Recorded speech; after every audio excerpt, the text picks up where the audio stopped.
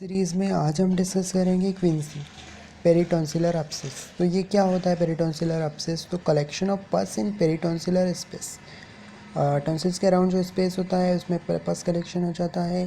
Capsules of the tonsils and superior constrictor muscles के बीच में, ठीक है। टॉन्सिल के जो कैप्सूल है और साथ में कॉन्स्ट्रिक्शन मसल्स हैं, सुपीरियर कॉन्स्ट्रिक्शन मसल्स हैं, उनके बीच में जो स्पेस होता है पेरिटॉन्सिलर स्पेस, वहाँ पे कलेक्शन ऑफ पस, उसको बोलते हैं पेरिटॉन्सिलर एब्सेस या क्विंसी। देन इसके बाद इसकी एटियोलॉजी की बात करें तो जो पेरिटॉन्सिलर एब्सेस है ये एक्यूट टॉन्सिलाइटिस को फॉलो करते हैं और साथ में अपन को सोर थ्रोट की हिस्ट्री देखने को मिलती है। पहले जो है टॉन्सिलर क्रिप्ट्स जो है वो यूजुअली जो क्रिप्टा मैग्ना है वो अफेक्टेड होगी।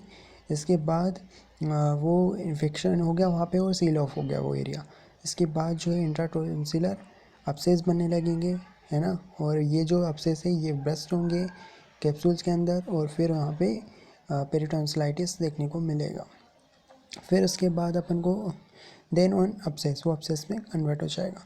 फिर उसके बाद अपन को क्या देखने को मिलेगा कि जो पस कल्चर ऑफ पस जो है, ठीक है, कल्चर ऑफ पस फ्रॉम द एब्सेस, वो जो पस का एब्सेस था वहाँ पे पस था उसका कल्चर लिया तो उसमें जो है अपन को स्ट्रेप्टोकोकस पायोजेंस देखने को मिल सकता है, स्ट्रेप्टोकोकस ओरियस, है ना, और एनारोबिक ऑर्गेनिज्म देखने को मिल सकते हैं।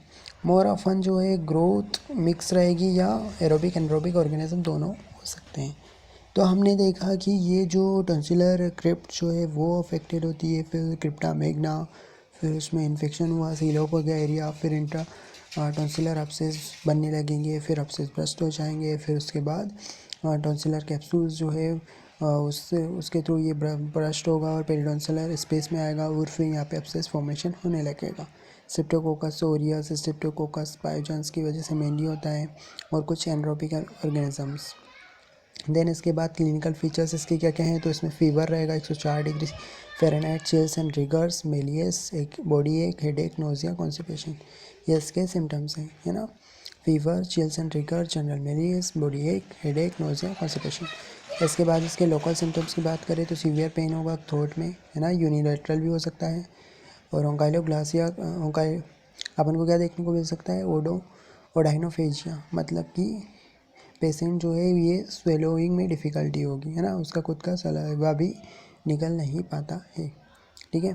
इसके अलावा जो पेशेंट यूजुअली डिहाइड्रेट रहेगा तो ओडाइनोफेजिया, इसमें खुद का सलाइवा तक भी निकल नहीं पाता।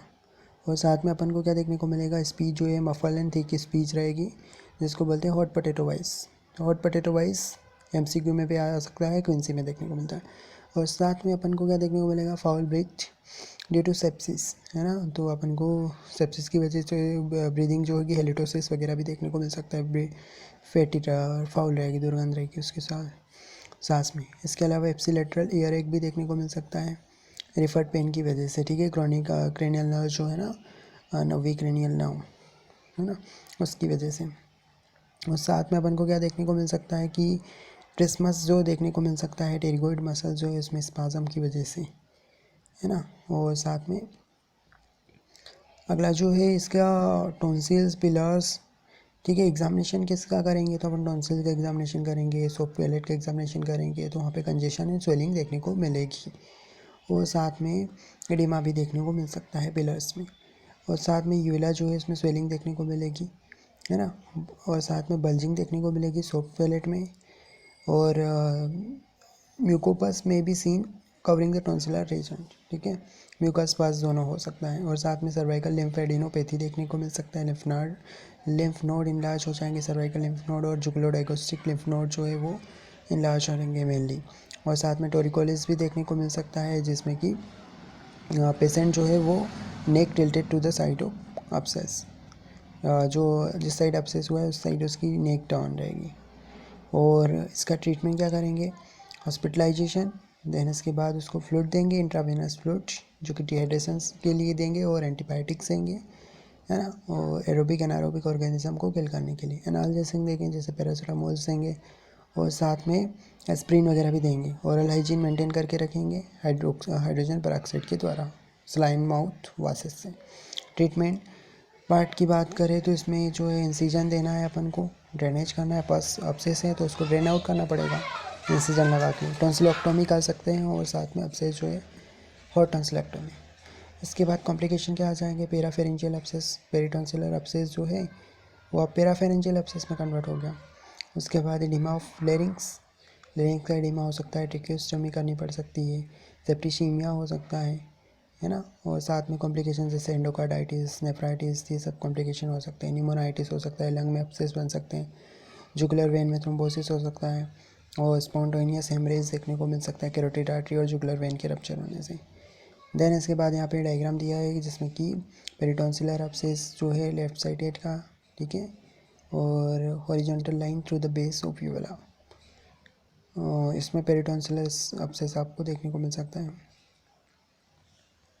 तो पेरिटॉन्सिलर एब्सेस, ठीक है, ये हमने डिस्कस किया। तो इसमें मेनली जो हमने डेफिनेशन क्या पढ़ी कि कलेक्शन ऑफ पस हो जाता है कहाँ पे, पेरिटॉन्सिलर स्पेस में, मतलब कि किसके बीच में, tonsil, capsule of tonsils and जो सुपीरियर कॉन्सिक्यूटिव मसल है उसके बीच में, बस अकुमुलेशन। इसके अलावा क्रिप्टा मैग्ना वगैरह ये इन्वॉल्व होती है। फिर टॉन्सिल्स जो है उसका कैप्सूल है, कैप्सूल को रप्चर करके ये पास बाहर आता है। फिर उसके बाद ये पेरिटॉन्सिलर एरिया में आ जाता है, वहाँ पे एब्सेस बनने लगते हैं।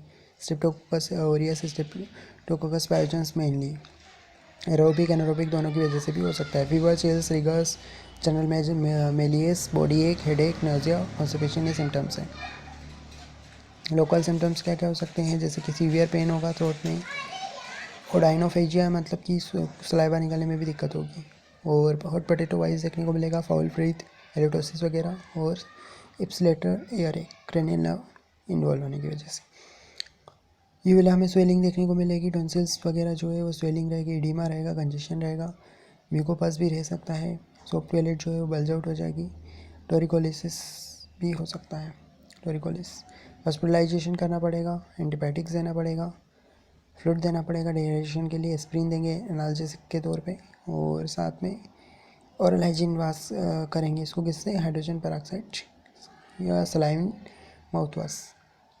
टॉन्सिलोटोमी करना पड़ेगा, पस को ड्रेनेज करना पड़ेगा। कॉम्प्लिकेशन में septicaemia, oedema, parapharyngeal abscess, pneumonitis, jugular vein thrombosis, spontaneous haemorrhage देखने को मिल सकते हैं, कैरोटिड आर्टरी और जुगुलर वेन।